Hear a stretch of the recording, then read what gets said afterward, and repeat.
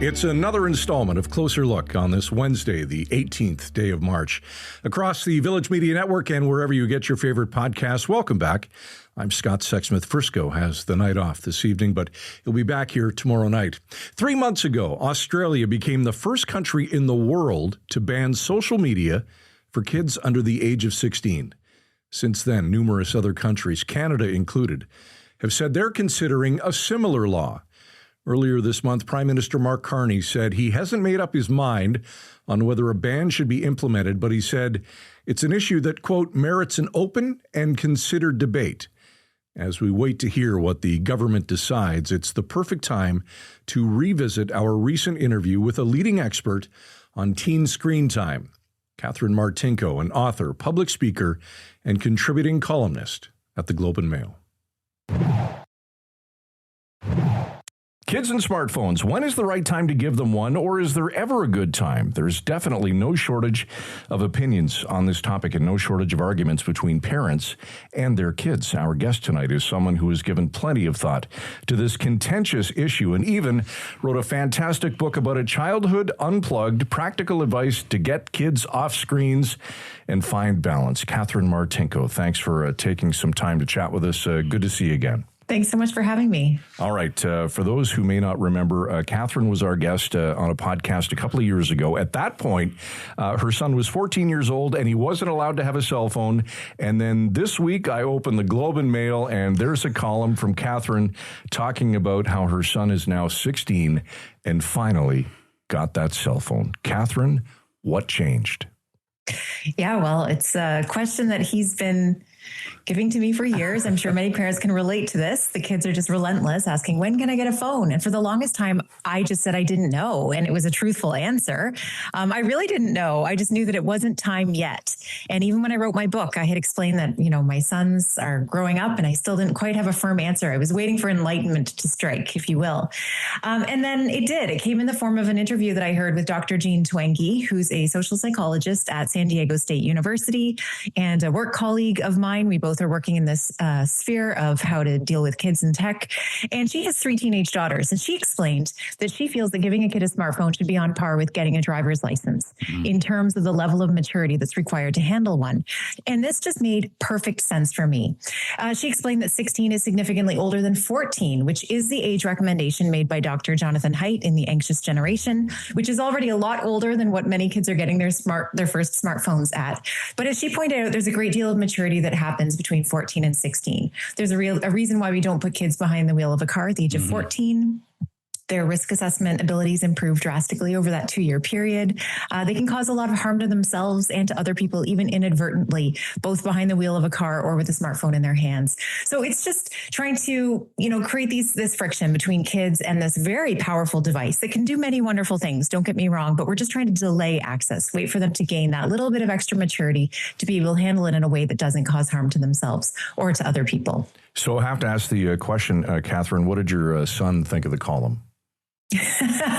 Well, he wasn't super thrilled. I mean, he's heard me talk about this a million times, so he's pretty used to it.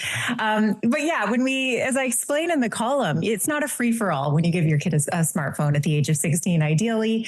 We gave a contract. We explained to him, by we, I mean my husband and me, we explained to him the rules. So there's expectations for use. There's clear consequences laid out for violation of those rules. So we own the phone. We have the password. We can do sporadic checks at any point without needing to give him a heads up. He is not allowed to have social media still. That's another line that we draw in the sand. Jean Twenge adheres to the same thing. Also, John Haidt encourages waiting on social media as long as you possibly can. And the one big one is he's not allowed to take it to school. And I'll add, actually not take it into his bedroom at night. So those are kind of 2 big rules that I think, again, add that friction that's needed to just have a healthier relationship with the device. I respect that so much because having that healthy relationship is the key term. We fight that same fight. Our sons are exactly the same age. And I follow some of those rules. I'm a big believer. The phone's mine. I get into it. I have the password. I read it all the time. I see what's going on. But I haven't gone as far as you. Maybe I don't have the guts, but he's on different social media apps. He does take it to school, which drives me bonkers. We're going to talk a little bit about that later, too, about what happens at school. But I think what I want to ask you, Catherine, is people might hear this and think, oh, you're totally anti-technology, anti-cell phone. That's not the case. It's about finding that balance here, right? That's the key. Can you speak to that? Yeah, absolutely. So I tell people I'm not anti-tech, believe it or not. I very much love modern technology. It's enabling this entire conversation that we're having right now. It has made my career happen. But I see it as a very powerful tool. It is not a toy. It should not be our children's primary form of entertainment. And we need to teach them to respect this tool and to use it in wise ways. So I think that with that comes modeling very good habits as parents, not constantly using the technology. With it comes delaying access. So again, that age 16 comes into play here. So we don't have trouble age gating all kinds of different things in the world for our kids. We don't let our kids buy alcohol. We don't let them gamble. We don't let them jump out of airplanes to go skydiving or go get tattoos, do all kinds of things. And even though there's a broad spectrum of children's ability, I mean, I'm certain there's probably 10-year-olds who could do some of those things and there's 20-year-olds who can't. We are comfortable with selecting an average age at which most children are capable of doing these things and sticking with that. And so I think that that's something that we very much need to start doing more of with our teenagers, and just saying, this is the age at which we think most kids are prepared to handle this device. There will be exceptions to that rule. I totally understand it. For sure. But, it doesn't hurt to pick an age. Absolutely. It makes total sense. The column makes sense. If you haven't read it, you should check it out. It's in the Globe. I think it ran on Monday. It was great. I'd just like to know, before we get into some specific questions, the book was obviously excellent. It came out a couple years ago. Well, what's it meant to you? Obviously, you're doing some other things now as well, besides being an author. Yeah, the book has led to some fantastic opportunities. I was contacted last year by Jonathan Haidt at the Anxious Generation campaign, and I've become a speaker on behalf of his organization. So I do quite a bit of traveling around Canada and the United States, giving presentations to audiences of all sizes about practical strategies for getting kids off of devices. So I've really been enjoying that, and then writing a monthly column for the Globe and Mail newspaper as well. And I'm working on my second book, which will be coming out next November, 2026. Give us a preview. What's it about? For sure. Well, it's looking at the role of the parent and how do we basically why build we a suck, world. right? Why we suck at being parents. That's far from it. I don't want to be judgmental. I think parents need to feel empowered. So many parents are feeling very overwhelmed right now with this situation, and they feel it's too late, that they can't claw back the technology that they've already introduced. And I feel like they shouldn't. There's so much that a parent can do right now to make a difference in their child's life. It's never too late to reevaluate the rules surrounding screen time in your home. So the next book will get a little bit more into depth about that layer of the solutions that we need. Because as you know, this is a very complex problem. We need solutions at all kinds of different levels. Parents are the grassroots. They're the foundational level. They're the gatekeepers when it comes to their kids. All right. So the first book really delves into this. But for parents with kids who desperately want a device, what's the one thing they can do today to push back without isolating their child socially? Yeah, well, that is the big question. And that is why so many parents are inclined to give their child a smartphone prematurely, because they are worried that their child is not going to be able to communicate with their friends. So I would say, while you're holding out for that age 16, or maybe it's going to be 14, whatever it may be, you have to come up with alternatives for your child to be able to communicate with friends. So you're not trying to prevent that communication from happening. You're just trying to find workarounds. So in the case of my family, we have a landline. That might sound a little bit archaic, but I know many families that have reintroduced landlines into their homes. A more tech savvy solution that we have is my kids can log into a desktop computer using an Apple ID, and they can send iMessages to their friends, and most of their friends have iPhones. So this has never gotten in the way of them having independent individual texts or even group chats. They get their fair share of ridiculous memes and videos, believe me. So they're getting a lot of that, but it's restricted to a physical location. It is on that computer. It's not living in their pocket, accessible every single minute of the day. So that's been a good workaround. They could borrow my phone anytime they needed to call a friend or FaceTime someone.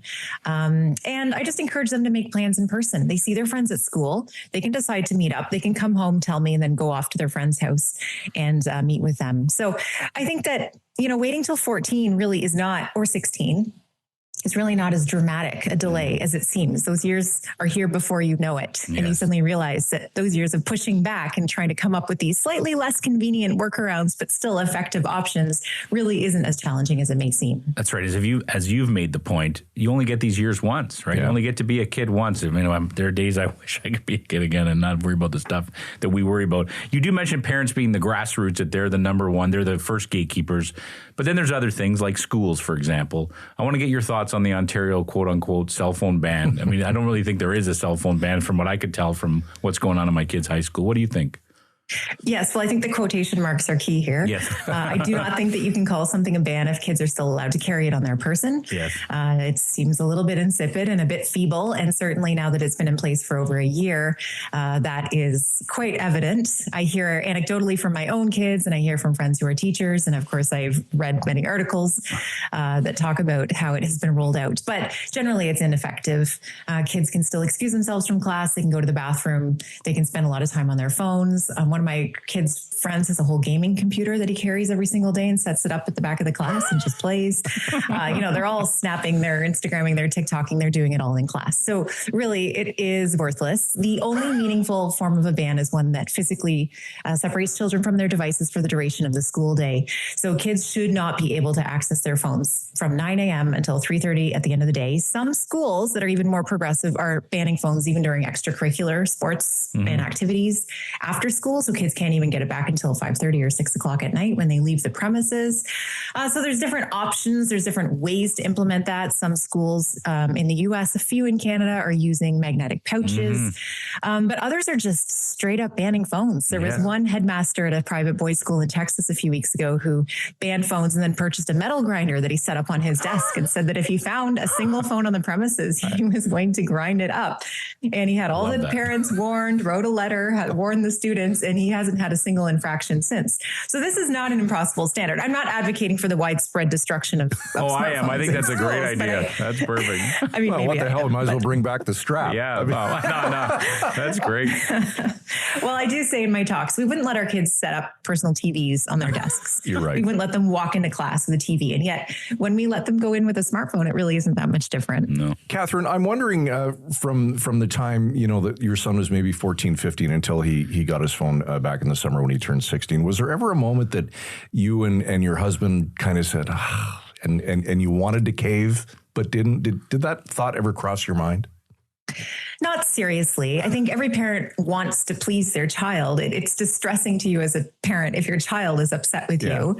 But it's not my job to please my child. It's not my job to be their friend. It is my job to do what I know to be best for them. And I do have to remind myself, I mean, it sounds very easy the way I'm talking about it and, now, but it's hard. It's not easy to go against the status quo and to be the parent who's sort of inflicting this unorthodox philosophy on a child who then has to go out into the world and be the one who faces his friends and is the one without the phone and has to actually live out my philosophy on a day-to-day basis.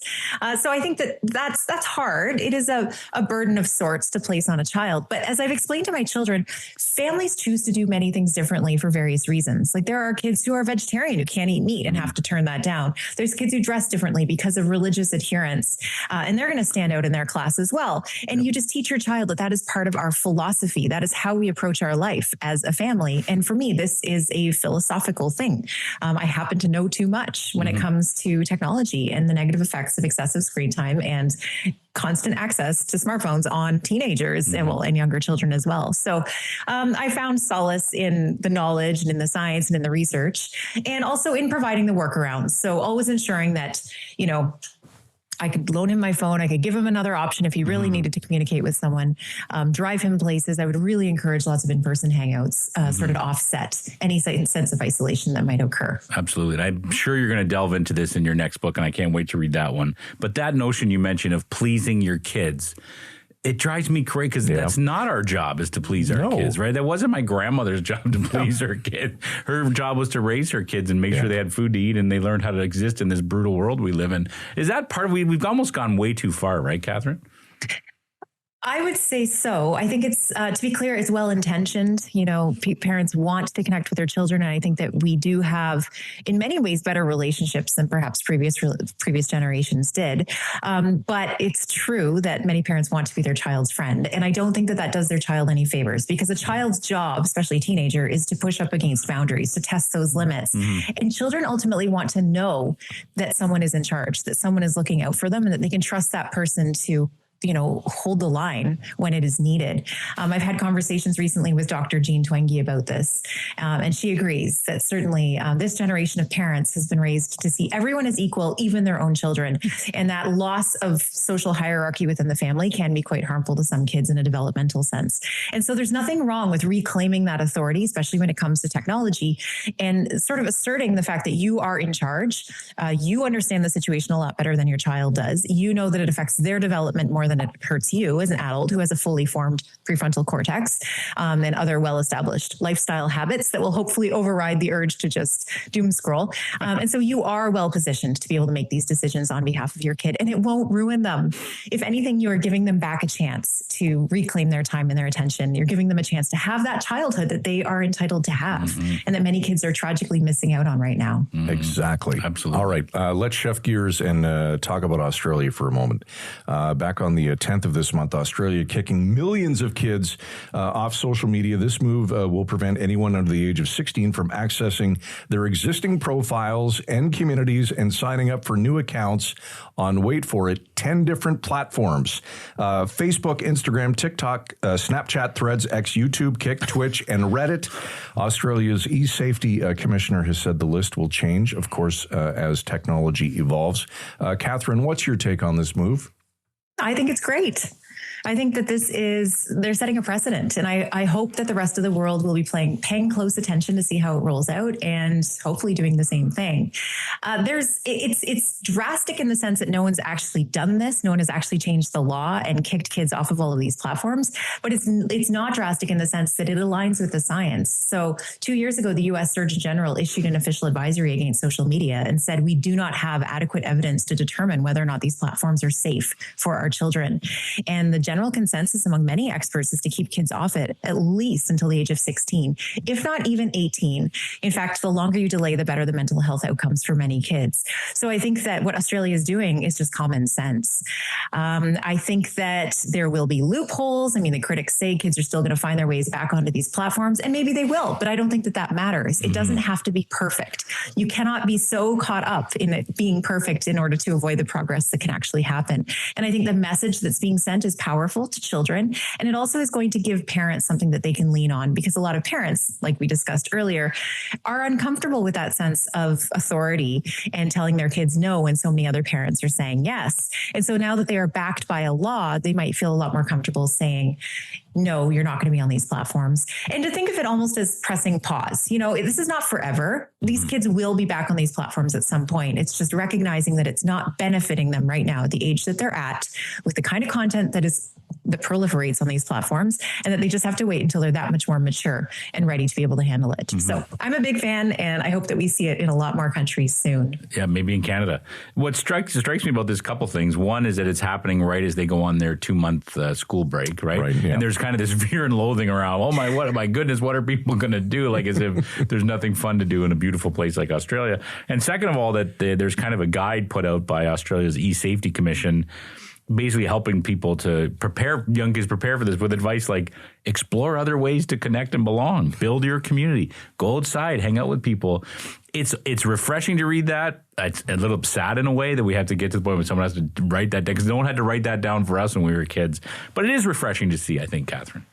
Yeah, I would agree. And I've read through the whole guide. I think that they had some really great pointers there, just common sense advice that it almost makes you realize it's ridiculous that no one's saying this to the kids, before this. And the fact that it's happening in summer, I think, is good too. Boredom, I often talk about in my work, is a profoundly rich and creative state for kids. And kids have to be bored, and they have to sit in that state of temporary tension and discomfort in order to move through it and get to the other side. And on the other side exists all kinds of fun things, new hobbies, new interests, new relationships and friendships and experiences. So I think that doing this to the kids, at the beginning of their summer break could potentially set them up to have the best summer of their lives. Not for everyone. I'm sure it's going to hurt. There's going to be a letdown, a come down that happens. It's sort of tied to the addictive nature of the way that these platforms are designed. But we are opening the door for them to discover all kinds of other opportunities, which is fantastic. Catherine, could we do this here? And have you talked to any politicians here in Canada about implementing the same kind of program? That's a great question. I have not spoken with anyone here. I think that this is such a novel concept. Everyone's holding their breath and just kind of waiting to see what happens. I don't see why it wouldn't work. I think that many parents would welcome legislative change. And that's one of the things I talk about in my presentations when I referenced earlier the various levels of change that we need. So we do need the high level change. We need legislative changes. We need new laws. We need to, raise the age of internet adulthood to access social media, which is exactly what Australia is doing. That's something we need. That takes a long time to roll out. We also need to hold tech companies accountable, which I think that this law is also going to do somewhat. It's going to encourage the tech companies to re-examine how they design their products and how they roll them out. And then we need schools to participate, and then we need parents. So there's all these different levels. And it's just really great to see the high level changes starting to come into play. When you're on the speaking circuit, I know there's a powerful quote from a 15-year-old that you like to reference when you're giving talks. Can you share that with us? So it's a young 15-year-old boy who says that he has no hobbies, interests, goals, or ambitions, and all he does is waste time on his phone. So at the very end, I pull out this final line. I say, so the boy is saying, my screen time is almost 11 hours a day, and I just feel like crying myself to sleep. How do I stop this crippling addiction that I have with my phone? And this just hits me every single time because, my automatic reaction to him is, where are his parents? I don't know where his parents are. I don't know this boy's backstory, but this is a kid who is crying out for adult guidance, for boundaries, guardrails in his life, someone to step in and basically say, enough is enough. You've got to get off this device and you need to have a chance at living and discovering yourself and getting to know who you are instead of just consuming everyone else's memories and ideas of what a good life may be. So that sort of reflects this idea that I have also based on the conversations I've had with many teenagers that the kids want help too. So this is not just something we're inflicting on them as adults, although we certainly have the right to do that, I think, in this context. But many kids describe sort of this vague, nebulous sense that they're missing out.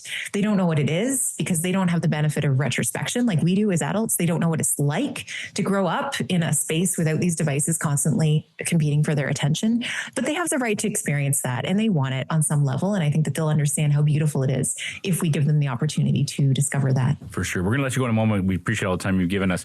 I do want to ask you, you've become a more high profile figure on this file and talking and being public about it. Do you get some haters out there? I even noticed in the Globe column there's some people kind of, with some sarcastic remarks to what you say. Do you get that a lot or is it pretty minimal? It's pretty minimal, to be honest. I think that, especially at my talks, I'm lucky in that people who come to hear me speak are looking for advice. They're looking for some guidance. They're looking for empowerment and inspiration. People who are not worried about their kids' screen time habits are probably not listening to this message, and that's fine. I'm not out to convince them that they're doing things wrong. Each family has to figure out how they want to live and how they want to raise their kids.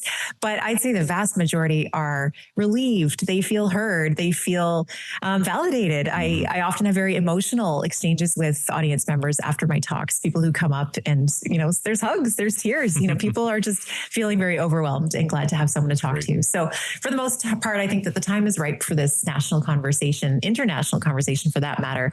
And people are desperately looking for guidance. And I hope I can offer some help. I know that I talk about what I'm doing with my own kids. I talk about the research and I hope that it sparks a conversation that doesn't end with mine.